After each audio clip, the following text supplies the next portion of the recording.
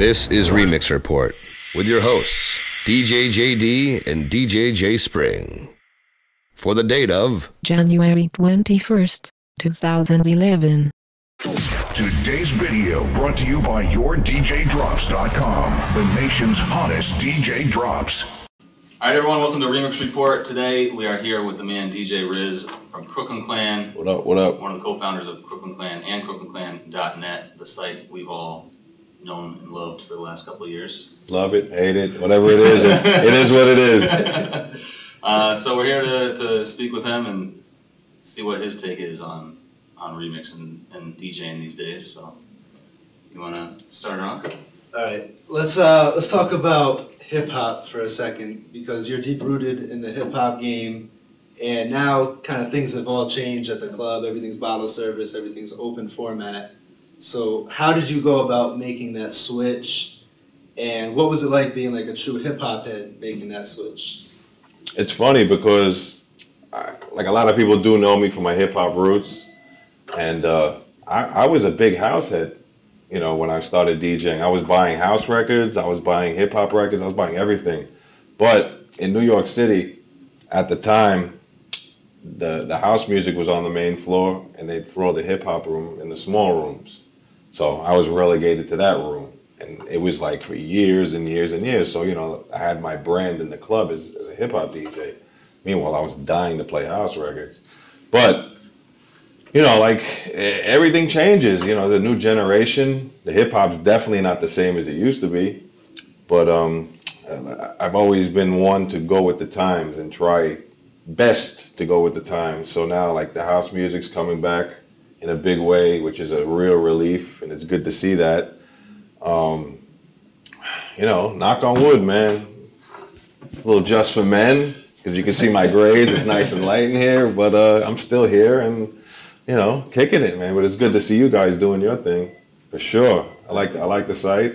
Thank you very much. And you know, I remember JD was, you know, when I first met him with the little mashups, and now he's making a lot of mashups and remixes and good stuff, man. Both of you guys. Thank you very much. And bottle service. Oh, bottle service, yeah. That's what I want to talk about, because I mean, you play. It's not his house. You play like Madonna. I mean, everything goes these days. So. Right. I mean, I think it's weird because in New York, at least where I, you know, obviously am from, you know, when we started playing the Madonna records, when we started playing I Love Rock and Roll on vinyl, you know, a lot of people weren't playing that stuff. You know, it would be a select few, maybe your Mark Ronsons, you know, myself, Stretch Armstrong, you know, like few people in there, and like kids in the club never heard that. And after a while, it was just like crazy. They would go nuts. But then, you know, more people, they just started making the bootleg vinyl because nobody can get it. And, you know, digital, that was the end of everything. And then you didn't even want to hear them records anymore. So it's kind of like, I don't know how you guys feel, but I kind of not really, I don't really play rock records no more. I don't know if you guys do. Maybe. Oh, yeah, Scorpion Bar. That's the only time, though. Scorpion Bar is dope, by the way. That's the thing, because before I was playing a lot of rock in my sets. I know we all were. Yeah, we all. Sets were big, like right. 06, 07, it was a ton of rock. Right. And now, because I play that one night of all rock, I don't touch rock, like, at all. Yeah. Except for there. Right. I'm there Sunday, Tuesday, Friday, every other Saturday. New Year's Eve, I played, I think, like 5.5 hours of straight rock. Holy shit. It's definitely, it's not easy. I mean, sometimes you get a little tired of it, but yeah. I'm still there's not too many guys that can do that. But versatility is the key in this game. You know what I mean? So God bless. So that's what I wanted to talk to you about a little bit, is versatility. And how do you, like with the rock, when you said you played I Love Rock and Roll, you were one of the first to do that in New York. Do you think that people respected, like did the hip hop heads respect your versatility back then? Or? Yeah, I think the dudes that knew their music would always, you know, they can relate. Maybe they didn't take those chances, but, you know, after seeing the reactions, it was like, okay, the next time I seen him playing, he was playing a couple more rock records and stuff like that. So it was kind of like a growing little trend.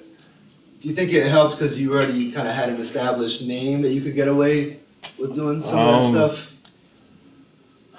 I think it made it a little easier, honestly. Yeah.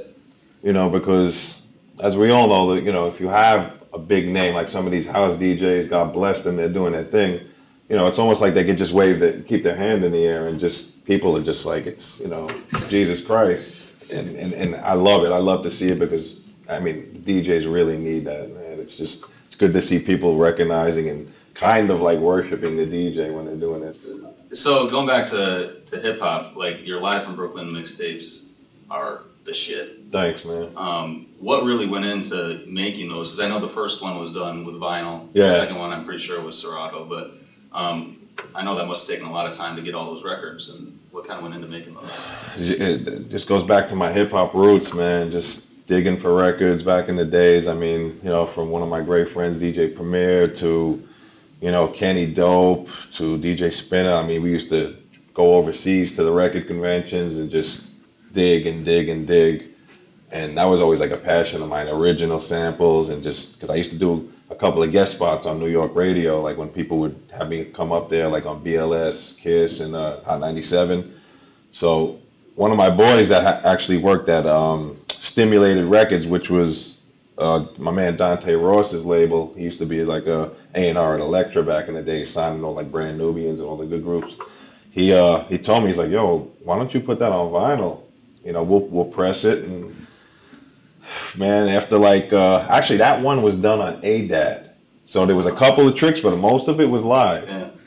And then the second one, which I took 10 years to do, a lazy ass, but that was done not on Serato, but on Audition before I got Ableton.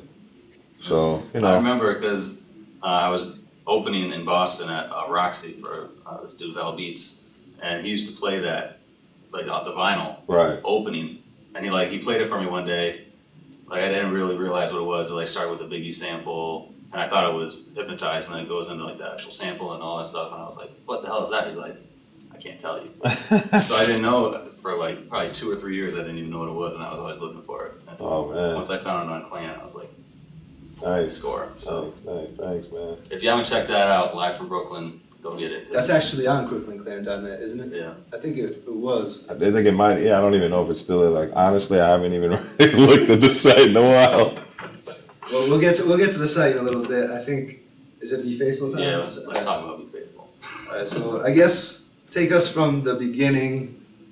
We have a lot of questions about it. I'm sure you'll answer some of them. Take us from the beginning. Tell us how it came about. Man, it was just one day, Scoop, myself, Sizz, brainstorming, and then I think it was actually Scoop's idea to tell us, yo, how about that Faith record? And, we were saying, an R&B record with you on it, kind of yelling, and we didn't know, how it was going to go. Yeah. But then, we were just like, all right, let's try and chop it up. So, sampled it, this and that.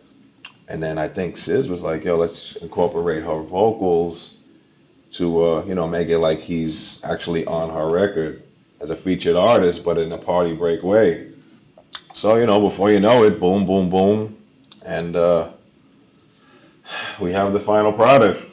And it didn't take that long, because we already had the ideas. It was just a process of, chopping up his vocals, where are we going to place them? Because to us, that was always an important thing back then. It was the placement and the energy of how the record came in, the initial bang, Yeah. And the intro to that record is one of the that's what makes the record, It's strange too, because it was always the way myself and Sizz always gelled. It was like he'll call me up and go in the Sizz voice, Riz, you get the samples. And, I'll do this. It was always, we just worked so well together. So, I was always looking for the little, yeah, and just the little 1-bar transitions into the next part. That was always something that we really took a lot of pride in doing. And then, I would go by his house and here's what I got, boom. And then we'd just sit there and chop everything and knock on wood, man. It did pretty well. Were you real excited as soon as you had it finished? You knew you were onto something? Yeah. We were kind of excited because it was good. Scoop was working at Hot 97 at the moment, at that time. So Big Colorado. Yeah, as soon as he got on at midnight, that was the first record he was playing. And it was just every night. And you know, then it just trickled down to the whole staff of Hot 97. And then before you know it, man, it was in the record stores. But at that time, it was kind of cool because fortunately we had put a lot of other records out before. So at a point, it becomes, as a DJ, you know, you're looking on the wall and, you know, you see the whole AV8 section. And then back then with the vinyl, you know, a lot of people really just went to them records because they always worked in the club. So, and they always sounded good too. The sound quality was always right. Really good. The worst one we did, I remember, was the Hands Up. The first one with Scoop. It was so low, and then we had to like redo it. But yeah, it was like, yo, the record's good, but you know, it's just so low. What'd you make a lot of those records on? The ASR 10. ASR 10, man.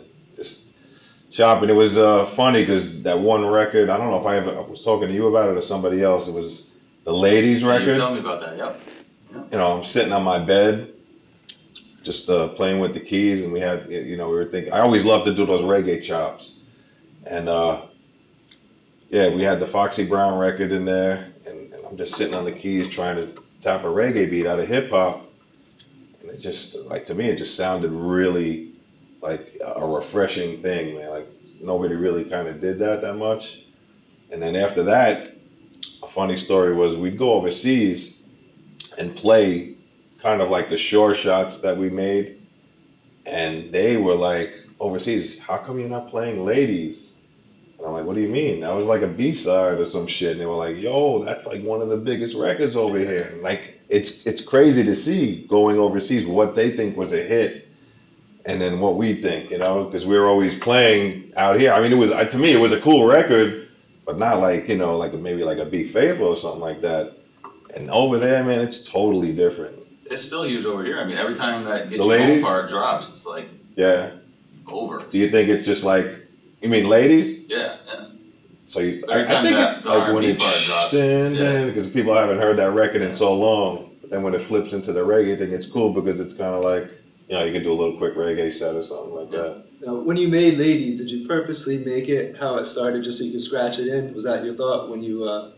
Yeah, it was almost like, it was big in New York and on the East Coast with the DJ. It was always like the element of surprise of DJing, you know, throw it in from the snare and get the crowd to go, oh, instead of blending.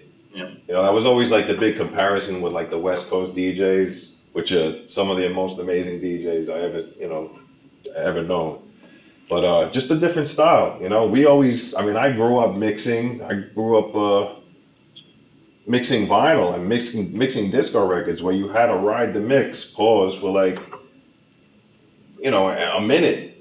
And the shit would fly off beat because, you know, there was no metronome or no digital stuff like that. Everything was live. And it was such a big difference, man. But to me, that was like the ultimate to learn how to really mix, you know, record-wise. It's amazing how, like, this, I don't want to, like, fly off tangents, but it's amazing to see, like, how you can DJ now, man. Like, with this tractor and all that stuff. Have you seen, I just saw something crazy. It was one of XL's video email blasts. It showed a video with Tractor on like a huge tablet. Yeah. Yeah. Have you seen that? Yeah. That's bananas. Yeah, and you could just like keep adding shit or something like it's that. like a huge tablet. It looks crazy from the other side too. If you're like partying at the club and you see the DJ, and you're looking at it. Because you can kind of see through it. You can see the lights. Oh, I didn't see that part. That was like the big tablet. Because they make it so you can do it on a regular laptop size tablet. They also have like a huge one that's, I don't even know, it's probably even bigger than that. I see that one. Yeah, it's crazy. It's crazy. Damn, man. Technology. How do you feel about technology these days?